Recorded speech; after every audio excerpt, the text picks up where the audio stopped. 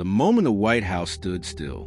There are moments in history when time seems to freeze, when a single event pauses the relentless march of progress and changes the course of everything that follows. This was one of those moments. A day when the White House stood still and the decisions made within those walls rippled outward, altering the nation's destiny forever. To understand why this moment was so significant, we need to explore the delicate balance that governs the actions of the president and their team. In the White House, every decision is a calculated risk, every word a potential turning point. And in the midst of it all, there are moments when nothing can be planned, when uncertainty reigns, and when the fate of a nation depends on how its leaders respond. The day began like any other, with advisors arriving early, preparing the president for a series of briefings. The schedule was packed with critical meetings, each demanding quick decisions on pressing issues. But as the morning wore on, it became clear that something was different. A single, urgent report arrived that would change everything. A report so alarming, so unexpected, that it brought the entire White House to a sudden halt. At first, the news seemed almost unreal. The situation, once contained, had now escalated in a way that no one had predicted. A crisis, previously simmering at the edges of the administration's attention, had exploded into the foreground. It wasn't just a political issue, it was a national emergency. Lives were at stake, and the White House had no clear answer to offer. The president, surrounded by their closest advisors, reviewed the report in stunned silence. The room, once filled with a hum of ongoing discussions, now felt heavy with uncertainty. No one spoke at first. They didn't need to. The gravity of the situation was palpable. What had once been a matter of strategy was now a question of survival, of how the nation would respond in the face of an unimaginable challenge. It wasn't just a shock of the information. It was a realization that the normal machinery of government could not operate as it always had. This wasn't something that could be planned in advance, something that could be mitigated through policy or procedure. This was the kind of crisis that tested the very core of leadership. The president called for immediate action. But as the decision makers began to work through the options, it became apparent that there were no easy answers. There was no blueprint for this. The typical channels of power felt inadequate, and every decision carried profound consequences. The team was split, unsure of how to proceed. Some advocated for swift action, even if it meant taking risks. Others cautioned against moving too quickly, urging for a measured approach that would allow them to fully understand the situation before committing. The president listened, absorbing every perspective, weighing the stakes. But time was running out. The nation was waiting for a leader to act, to offer some sense of direction, to restore a sense of control. The problem wasn't just external. It was internal, as the administration's unity began to fray under the pressure of the crisis. In that moment, when everything seemed uncertain and the weight of leadership felt overwhelming, the president made a decision. It was a decision that did not come from politics or public opinion, but from an understanding of what needed to be done, no matter the cost. And with that decision, the White House moved from a state of paralysis into a new phase, one that would test the president's resolve, challenge their advisors, and ultimately define the course of the administration. The moment the White House stood still was not just about the crisis. It was about the clarity that emerged in the face of chaos, the calm determination to act when everything else seemed impossible. That single moment set the stage for the decisions that would follow, and the country would watch closely to see whether the administration could navigate the uncertain waters ahead. So, what do you think? Was this a defining moment of the administration, or just another crisis that passed without changing anything? The weight of the decision made in that tense moment lingered long after the immediate actions were taken. As the president and their team navigated through the aftermath of the crisis, the nation was on edge, watching to see if the right choices had been made. The room that had once been filled with uncertainty now buzzed with the quiet hum of strategy, but there was no comfort in that hum, just the quiet tension of waiting for the consequences to unfold. The president's decision had been swift, but it had not been without a cost. It disrupted the flow of the administration's plans, forcing them to pivot away from their original agenda to address a crisis that, though unforeseen, could not be ignored. The actions taken in the early hours of the response had been decisive, but they left the administration vulnerable to questions. Had they acted too quickly? Had they missed something in their rush to appear decisive? Was the long-term solution as sound as it seemed in the heat of the moment? As the days passed, the responses came flooding in from every corner of the country. Some were supportive, praising the president for their rapid response. Others were critical, questioning the lack of preparation and the apparent chaos behind the scenes.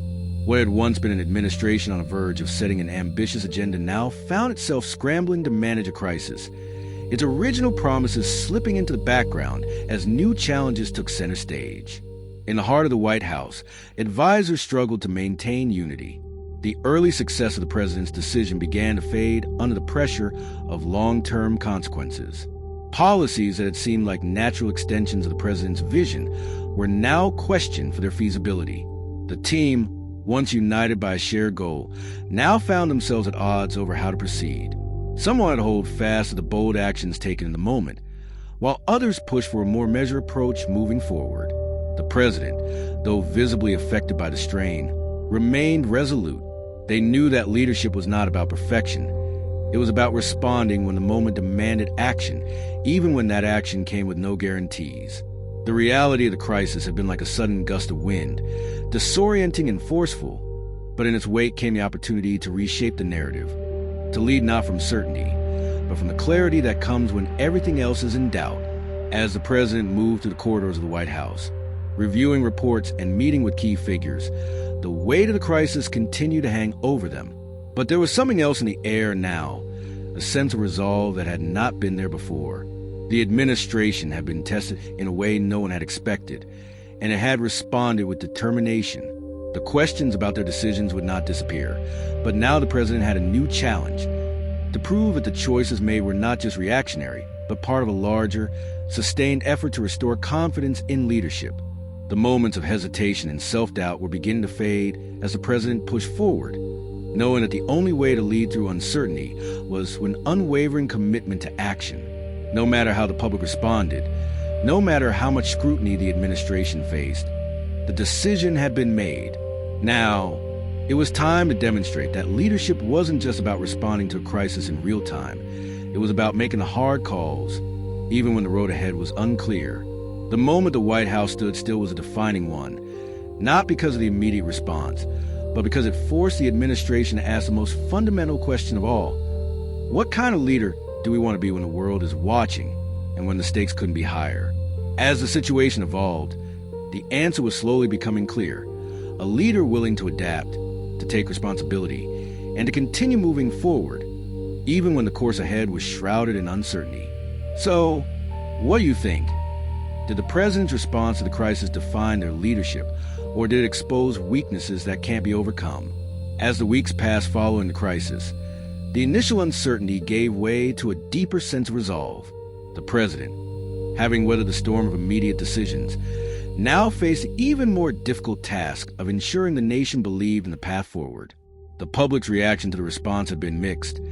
Some praised the swiftness and decisiveness, while others, more critical, questioned whether the administration had truly considered the long-term consequences of their actions.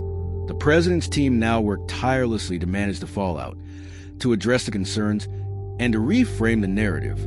Press briefings, town halls, and public addresses became a regular part of the administration's effort to regain the trust of the American people. The task was monumental. People needed to see that the president's leadership was not defined solely by reaction, but by a clear vision for the future that extended beyond the crisis. In the quiet rooms of the White House, discussions shifted from immediate crisis management to long-term planning.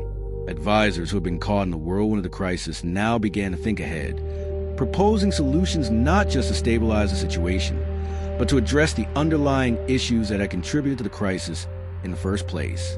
The president, though exhausted, was invigorated by the sense of purpose this shift brought. This was not just about surviving a crisis. It was about using it as an opportunity to grow, to evolve, and to lead with a renewed commitment to their original ideals. One key decision that emerged was to recalibrate the administration's approach to governance. What had once been a push for ambitious reform now became a more measured, strategic effort. The president had learned a critical lesson. Leadership was not just about pushing forward. It was about understanding the right timing, the right compromises, and how to navigate both progress and setbacks. The crisis had stripped away any illusion of easy solutions. It had shown that leadership is often defined by the ability to course correct, to adapt, and keep moving forward when faced with unexpected challenges. The nation, too, began to adjust to the new reality. While some still held on to the hope of the original promise, many others recognized that the president's leadership was evolving into something more realistic, more grounded in the demands of the day. The public, having witnessed the president's actions during the crisis, now expected accountability, clarity, and consistency. And as the president continued to address the nation, the focus was no longer solely on the past promise, but on what could be done next to heal, rebuild, and strengthen the nation moving forward. And so, the White House moved forward, step by step, toward a new era of leadership. The lessons learned during the crisis were not forgotten.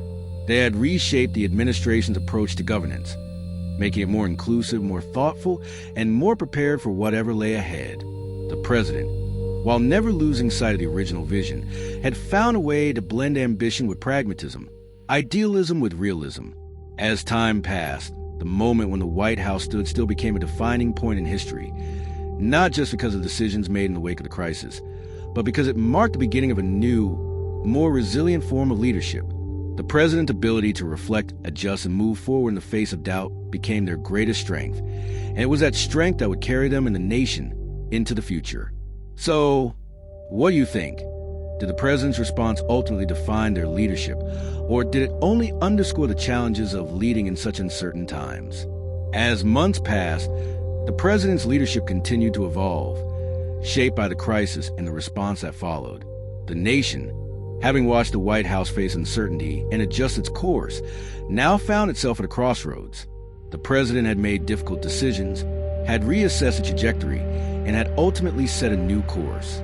Yet, the true test was not in the decisions already made, but in the ability to maintain the momentum of change.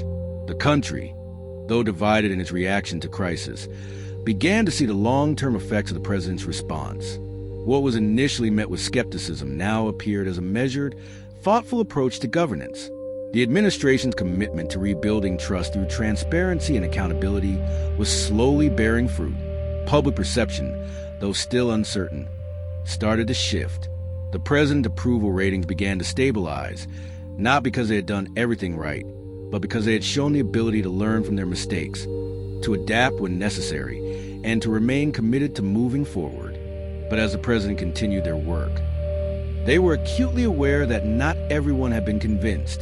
The promise, once made with such conviction, had not been fully realized, and for some, that was enough to question the president's leadership. Yet for others, the real strength of the administration lay not in fulfilling every campaign pledge, but in recognizing when a new direction was needed. This was leadership in its truest form, not about always being right, but about having the courage to lead when the path ahead was unclear and humility to admit when things needed to change. The nation had watched as the president confronted the reality of their promises and responded with resilience. Now, with the crisis behind them, the president turned their attention to the future, focusing on a new set of goals that were achievable, grounded in the lessons learned. While the administration's grand vision had been scaled back, the work that lay ahead would not be any less important. The country was in need of steady leadership, not based on lofty ideals, but on practical, effective action that could unite the nation. The legacy of the president's leadership would not be defined solely by the promises they made, but by how they navigated the challenges of governance with integrity and transparency. They had been tested by the unexpected, and in that testing, they had found the true measure of their leadership. And as the president's tenure continued, the nation watched not just for promises kept, but for the quiet determination that had guided them to one of the most pivotal moments in recent history. The story of the White House standing still was no longer just a moment of crisis. It had become a symbol of how leadership can evolve, how mistakes can be turned into opportunities, and how resilience in the face of uncertainty can create a legacy that endures. So, what do you think?